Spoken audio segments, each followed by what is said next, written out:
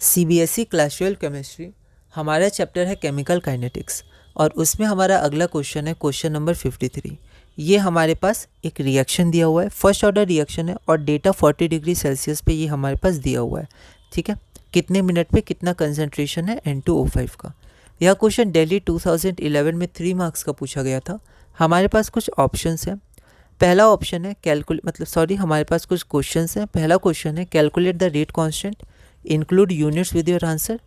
दूसरा है question what will be the concentration of N2O5 after 100 minute, है ना। 80 मिनट तक डेटा दिया है, 100 मिनट पर हमें बताना है। Calculate the initial rate of reaction, हमें initial rate of reaction calculate करना है। यह क्वेश्चन दिल्ली 2011 में 3 मार्क्स का पूछा गया था।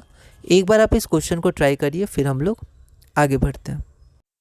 तो यहाँ पर हमारे पास गिवन क्या है, फर्स्ट ऑर्डर रिएक्शन और हमारे पास रिएक्शन दिया हुआ है, ये हो गया। अब सबसे पहले क्वेश्चन में हमें क्या निकालना है, रेट कांस्टेंट। तो हमारा रेट कांस्टेंट क्या होता है, तो रेट कांस्टेंट होता है K is equal to 2.303/T log R0/R। अब K हमारा रेट कांस्टेंट है, ठीक है, और R0 क्या है, इनिशियल कंसंट्रेशन। आप चाहें तो उसको लिख सकते हैं। R0 मतलब T इज इक्वल टू 0, तो कितना है 0.400 जो हमारा R0 की वैल्यू है। Time is equal to 20 minute पे जो हमारा फाइनल कंसंट्रेशन होगा R, वो दिया है 0.289 मोलर, ठीक है। तो यहाँ पर हम लोग 1 में पुट करते हैं। तो जब हम इसको पुट करेंगे तो हमारा आंसर आ जाएगा K की वैल्यू 0.01625 पर मिनट। इसको आप चेंज कर सकते हैं साइंटिफिक फॉर्म में, 1.6 × 10⁻⁻2 पर मिनट आपका आंसर हो जाएगा K की वैल्यू जो हमें फाइंड करनी थी। यूनिट भी हमने लिख दिया पर मिनट, इसको हम इक्वेशन नंबर 2 मान लेते हैं। सेकेंड में हमारा था कि जब टाइम आपका 100 मिनट है तब आप बताइए कि फाइनल कंसंट्रेशन क्या होगा। तो टाइम हमारा हो गया 100 मिनट। इनिशियल कंसंट्रेशन तो वही रहेगा, time is equal to T is equal to 0 पर। तो R0 की वैल्यू आपकी हो गई 0.400, है ना। अब हमें फाइनल कंसंट्रेशन निकालना है, तो हम लोग इस वैल्यूज़ को वापस 1 में पुट कर देंगे जो फर्स्ट ऑर्डर के लिए हमारा इक्वेशन है। तो पुटिंग इन 1, ठीक है। तो यहाँ से जब हम कैलकुलेशन करेंगे तो आप ध्यान से कैलकुलेशन करिएगा। अब देखिए यहाँ पर जैसे एंटी लॉग आ गया, ये क्वेश्चन आपका 2011 का है। 2011 मतलब लगभग 13 14 ईयर्स पहले का है, ठीक है। तो यहाँ पर इसलिए एंटी लॉग का यूज़ है, पर अब जनरली एंटी लॉग का यूज़ होता नहीं है। अगर फिर भी होगा तो दिया रहेगा, वरना जनरली यूज़ अब होता नहीं है, जो अभी 3 4 5 साल पहले तक के क्वेश्चंस हैं, ठीक है। और अभी जो हाल फिलहाल के क्वेश्चंस हैं उनमें हमने देखा है 23, 22, 21 में यहाँ पर एंटी लॉग का यूज़ नहीं होता है, ठीक है। तो यहाँ पर क्योंकि पुराना क्वेश्चन है तो इसमें एंटी लॉग का यूज़ हुआ है, तो यहाँ पर इसकी वैल्यू इतनी आएगी और यहाँ से आप R की वैल्यू कैलकुलेट करेंगे जो आपके आंसर आएगा 0.079 मोलर। अब हमारा थर्ड क्वेश्चन क्या था, तो calculate the initial rate of reaction. तो इनिशियल रेट ऑफ रिएक्शन क्या हो जाएगा आपका, तो K टाइम्स N2O5, ठीक है। तो इनिशियल कंसंट्रेशन टाइम्स आपका K, फर्स्ट ऑर्डर रिएक्शन है तो K टाइम्स N2O5 की पावर 1। तो K आपका दिया हुआ है, मतलब हमने कैलकुलेट कर लिया है 2 से। और कौन इक्वेशन आपको लिखना है 1 या 2, उस पर भी आप ध्यान रखिएगा। N2O5 का कंसंट्रेशन 0.4 है, तो आपका इनिशियल रेट हो गया 0.0065 मोल पर लीटर पर मिनट, यहाँ पर मिनट में है, ठीक है। तो ये हमारा क्वेश्चन पूरा हुआ। अब हमारा अगला क्वेश्चन है question number 54। The thermal decomposition of HCOOH is a first order reaction with a rate constant of 2.4 × 10⁻³ per second at a certain temperature. How long will it take for 3/4 of initial quantity of HCOOH to decompose? ठीक है, तो 3/4 decompose हो रहा है, तो उसमें time कितना होगा, फर्स्ट ऑर्डर रिएक्शन है, आपको कांस्टेंट दिया हुआ है, log 0.25 की वैल्यू भी दी हुई है आपको।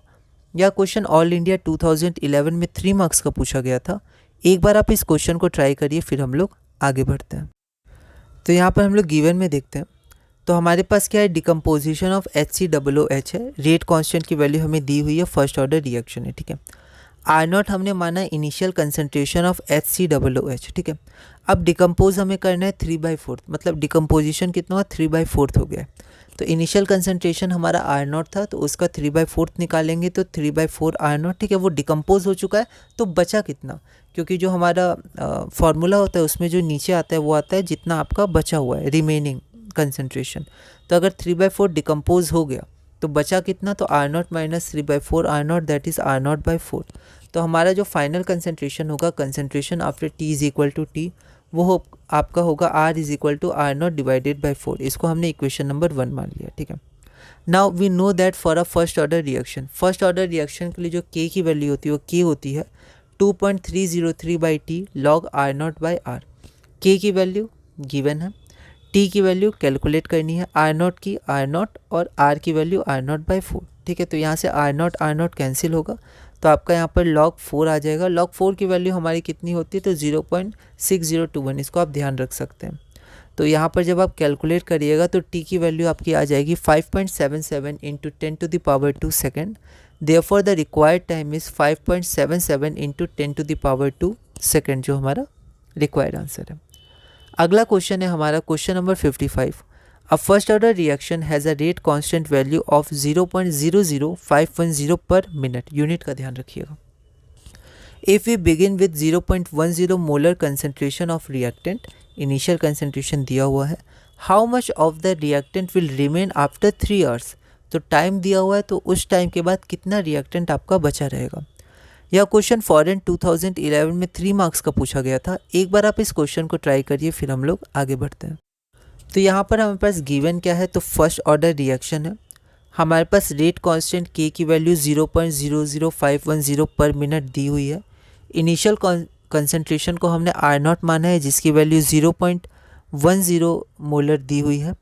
टाइम हमारा टी है 3 आवर्स। ठीक है, इसको हम लोग मिनट में चेंज कर लेते हैं क्योंकि हमारा रेट कांस्टेंट पर मिनट में तो 180 मिनट्स। ठीक है, फाइंड क्या करना है तो concentration of the reactant after 3 hours, T हमारा 3 आवर्स है उसको आर मान लिया। ठीक है, तो आप ऐसे 2 फाइंड भी लिख सकते हैं, अपने तरीके से आप आंसर बना सकते हैं अपना। For the first order reaction we know that, first order reaction के लिए के की वैल्यू क्या होती है तो K is equal to 2.303 by T log R not by R. तो आपका टी कैलकुलेट हमें करना है ना, नहीं हमें कैलकुलेट करना है आर। ठीक है, तो हम लोग इसको टी के टर्म्स में लिख सकते हैं। ठीक है, तो T is equal to 2.303 by K log R not by R. ठीक है, तो यहाँ पर आपका हो गया 180। वैसे आप चाहें तो यहाँ भी डायरेक्ट पुट कर सकते थे, ऐसी कोई दिक्कत नहीं आती, पर ये ऐसे भी आप कर सकते हैं। ठीक है, तो 180 is equal to 2.303 divided by 0.00510 log 0.10 by R from given, है ना।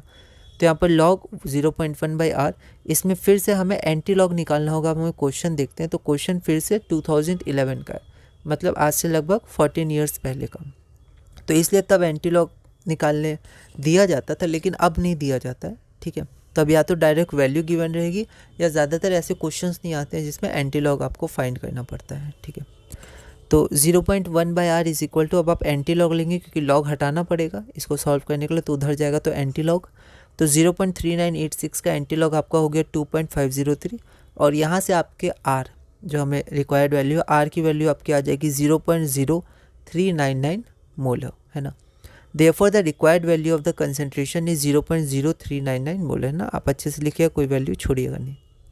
तो ये हमारा आंसर हुआ। अगला क्वेश्चन है हमारा क्वेश्चन नंबर 56।